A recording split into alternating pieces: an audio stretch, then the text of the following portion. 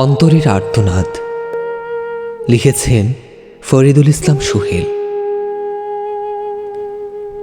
দুঃখের ঘরে থাকি আমি, দুঃখের সাথে হাসি, দুঃখের নীরে সুখের আলো দেখে হইছে খুশি।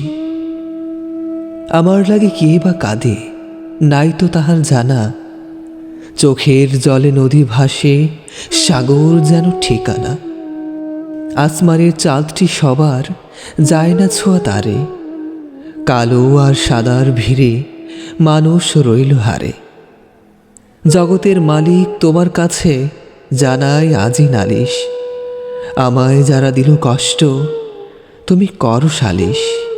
তোমার চোখে সবাই সমান, নেই তো কোনো ভেদ, অন্যায়ের সব হিসাব হবে একদিন হবে ছেদ। সুহেল কাঁদে সব হারিয়ে যাবে একদিন কবর, মোর সাথে আজ কেউ যে নাই, একাই আমার ঘর।